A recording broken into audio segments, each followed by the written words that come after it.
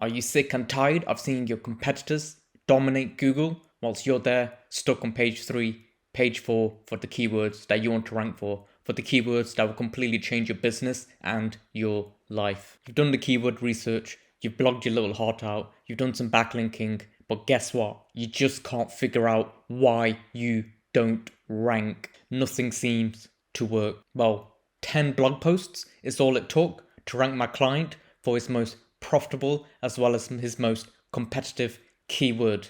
It completely changed the game for him. And ranking, thanks to these 10 blog posts, wasn't any accident. It was a specific strategy that I had created.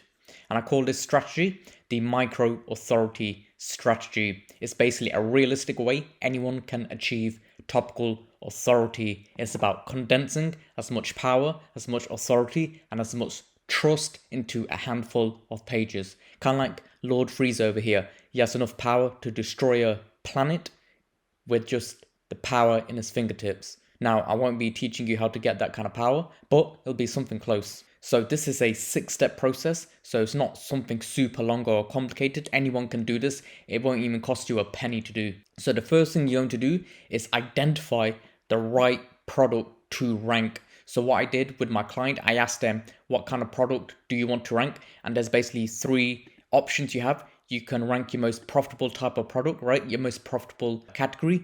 You can go for the category that's nearest to position 1 for the keywords you want to rank for. Or you can go for the collection that has a lot of search volume behind it. So which one of the 3 do you want to go for? For my client, they wanted to rank the most profitable type of product. Now, after you've identified the kind of thing you want to rank, you're going to identify the entities and semantic keywords. So here's the difference. Contextual elements like locations, people, objects, concepts, etc. They help Google understand what your content is about. That's an entity. So if we take this guy here, Tobey Maguire, and if I Google Tobey Maguire, guess what Google associates him with? Associates him with movies, TV shows, and even Spider-Man. And if I type in Spider-Man, guess who shows up? Tobey Maguire. Google associates these two. And that's essentially an entity. It's a location. It could be people, objects, concepts. Now, a keyword is specific terms or phrases people use to search. Now, this is a bit confusing because you can consider entities on your page to be keywords as well, right? I personally use them interchangeably, but I wanted to separate the two so you're able to identify an entity as well as the keyword. That way you know the kind of things you're inserting into your page, all right? So they can both overlap. So number 3, here are 3 methods to identify entities. So number 1, Wikipedia. You're going to type in what you want to rank for, right? And let's just say we want to rank for blinds Bolton. So blinds, let's just type that in. It goes for window blinds. Let's click yes. And what you're going to do is pay attention to the links on the side here, to the bolded search terms, to the headings. And you can use the Easy SEO extension to take a look at the headings. So they've got the types of blinds, so panel, cellular shades, roller blinds, materials. So it makes sense to insert these types of things on your page. So again, pay attention to the subheadings, the bolded terms, and the links. And essentially, you're going to jot anything relevant into a document or a spreadsheet. So that way, you've got a whole bunch of entities you can add to your page. Next up, I use Google Gemini, and this is really, really good. So what I did is use 2 types of prompts. So the first one, what should someone understand before buying, and then your product, okay, your type of product. And the other prompt I use is what's unique about, and then you can put in your product, the location, or the object. So you're going to put in your entity right here. You want to find out what's unique about it. And what I did was, again, going for the keywords blinds Bolton. So I just typed in what's unique about the city of Bolton. It gave me a bunch of different things like the Octagon Theatre, the historic Albert Hall, and Victoria Hall, West Pennine Moors, so that's very specific to Bolton. There's not anything in the world like this. And what's interesting here is Le Mans Crescent.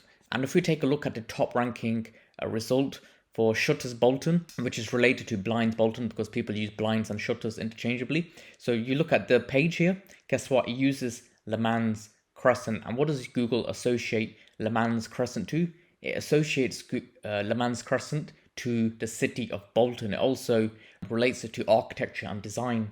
So it's hyper relevant. So that would be a great keyword or entity to add to your page. Then we use the other AI prompt. So what should someone understand before buying blinds? So here are some of the things it suggested. So the light control, the privacy, the energy efficiency, the style, material, color, the type, the size, the measurement, etc. So it's given us a lot of things that really we should be adding to our page if we want to be hyper relevant to blinds as well as to Bolton. The third, last but not least, the third way to find an entity is simply use Google Images. So I typed in blinds here. So at the top, it gives me different tags. So living room, Roman, curtain, shades, fabric, bathroom, grey, horizontal. So I typed in Bolton here. So it gives us things like the marketplace, school, logo, Winter Hill, cinema. It gave me a guy who's related to Bolton, England. So you're going to add anything that you believe is relevant, right? Use your own brain here. Don't just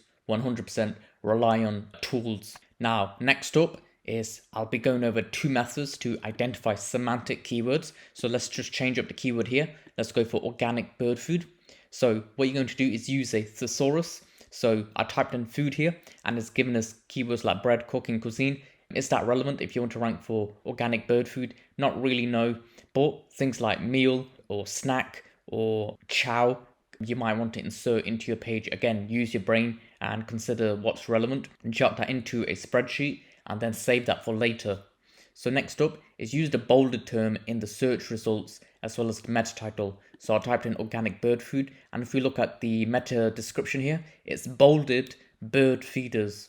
So we know that's relevant to this keyword. Also in the titles, it mentioned no waste. It also mentioned wild bird seed mix. So these are keywords that can also go on our page if you want to rank for organic bird food. And then scroll down to the people also search for. We've got more bolded search terms like quality, natural, best, again, wild seed mix, which is something we found in the title here. And one of the ways to shortcut this is simply download the Easy SEO extension. So it's literally just this extension here. It's free. It's my own extension. You can type in your keyword, hit search, and it'll find these relevant keywords directly from Google. So the next thing that we did and what you're going to do is create blog posts that encompass these keywords. So after we've put these keywords somewhere and these entities, we're going to create blog posts that encompass these keywords. So what type of blog post would encompass these keywords? So it could be an ultimate guide to a particular product. So ultimate guide to organic bird food. It could be best bird food for sensitive birds, right? I just randomly made that up. You can make sure there's keyword search volume behind it. That way you're killing two birds with one stone. So is X product worth it? So are executive desks worth it? And these are the three types of keywords we went after that encompassed all these keywords that we searched. So last but not least, what we did was internally link to the collection that we wanted to rank. So you pass the relevancy and authority through internal links. So you're going to use keyword rich anchor text. So you're not going to use things like click here, check out this post. You're going to use the keyword as well as semantically related keywords. So things that are hyper relevant to that page. So all I did was take my blog post and simply link it to the page I wanted to rank. Now, before you go, I have something really important to ask you. Are you someone who's poured in a tsunami worth of effort into your SEO?